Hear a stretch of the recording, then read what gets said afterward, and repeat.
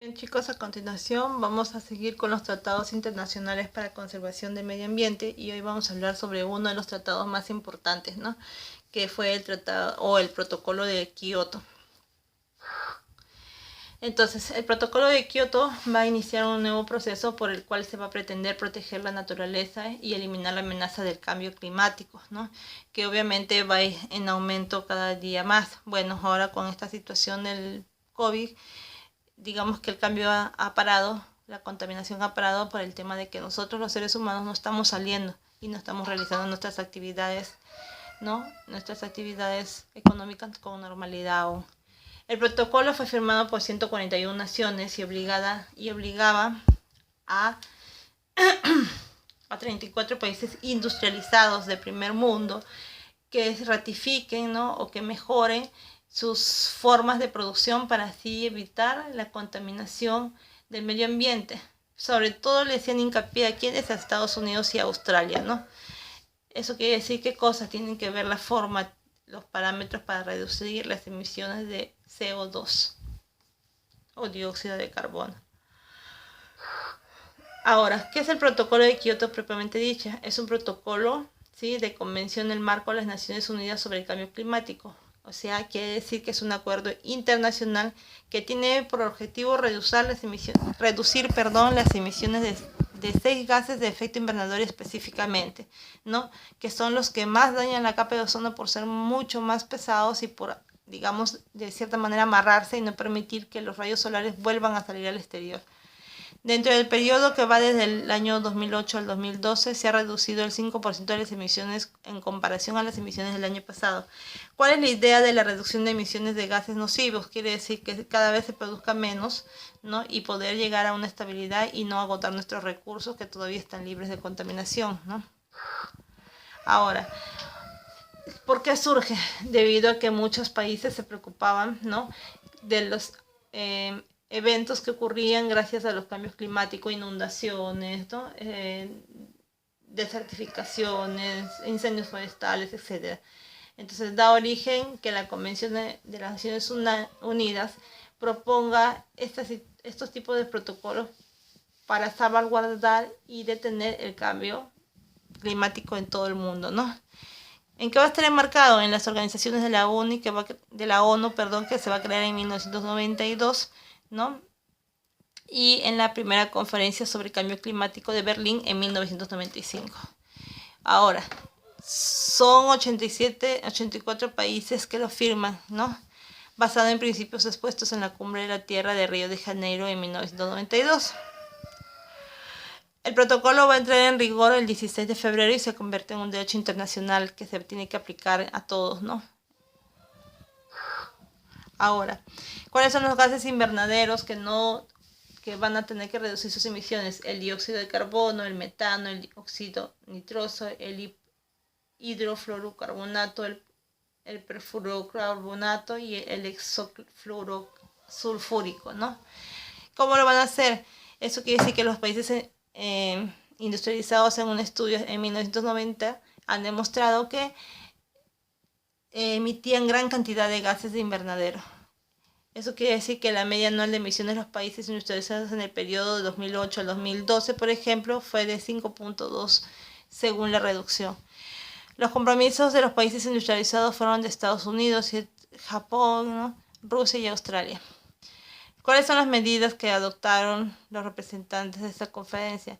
Fue, por ejemplo, mecanismos flexibles complementarios a la acción doméstica, el comercio de emisiones de compra y venta, de permisos de contaminación a otros países. ¿Qué cosa quiere decir? Que el país a donde tú llegas a poner una empresa, ellos tienen que cerciorarse y fiscalizar que la empresa que van a poner no va a dañar el medio ambiente, ¿no? Mecanismo de desarrollo limpio, proyectos en países de desarrollo, aplicación conjunta de proyectos en países industrializados, ¿no?, como por ejemplo Europa y el este de Rusia. ¿Qué es la propuesta? Que tienen que hacer sumideros, ¿no?, con una absorción de CO2 del aire, reforestar, quiere decir, ¿no?, fomentar la aparición de bosques y de vegetación, y obviamente el tema de la agricultura y todo lo de el tema de la agricultura y todas las demás actividades humanas. Ahora, ¿cuáles son los principales causantes del calentamiento global? Entonces, para el protocolo de Kioto teníamos que identificar cuáles eran las actividades que más contaminaban el medio ambiente. Tenemos obviamente la actividad industrial, que emite grandes cantidades de gases contaminantes de invernadero, como en el caso, por ejemplo. Eso quiere decir también que teníamos que identificar a los países que emitían más gases de invernadero. Entonces eran quienes, Estados Unidos, ¿no es cierto?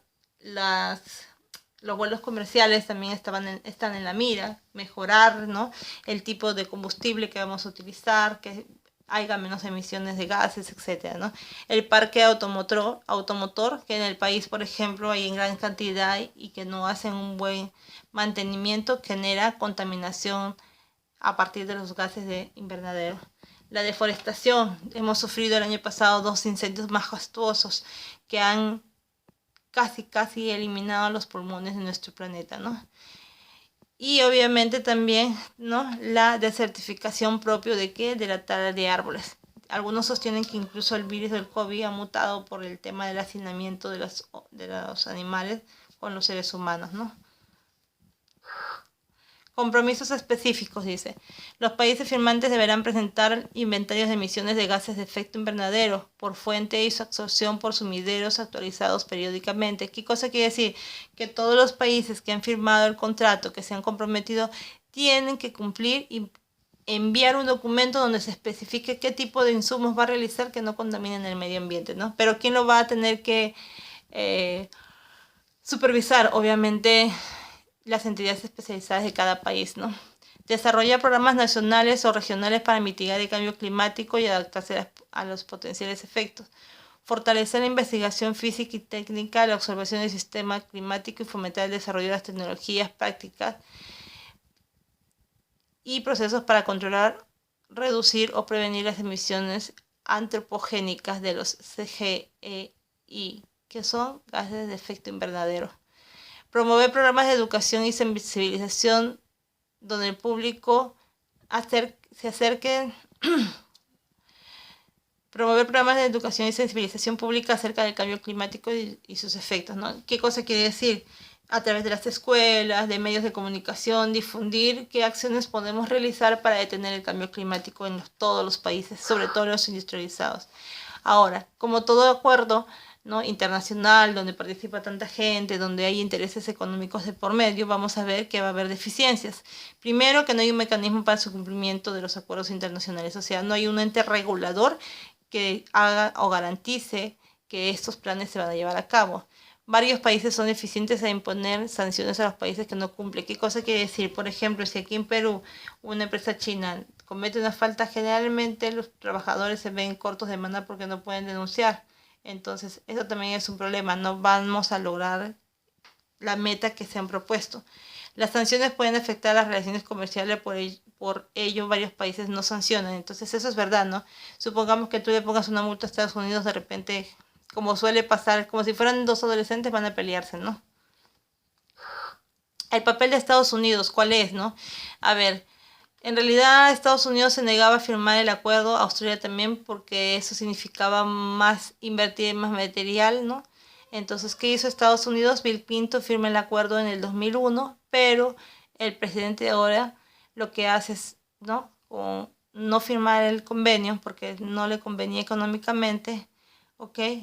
Y realizar estudios, ¿no?, para poder buscar otras formas de energía. Pero mientras tanto, Estados Unidos lo que no quiere es parar su economía. Y hemos visto que los norteamericanos son muy pragmáticos. Incluso hoy en día con la emergencia sanitaria ellos siguen haciendo su vida normal, siguen muriendo mucha gente, ¿no?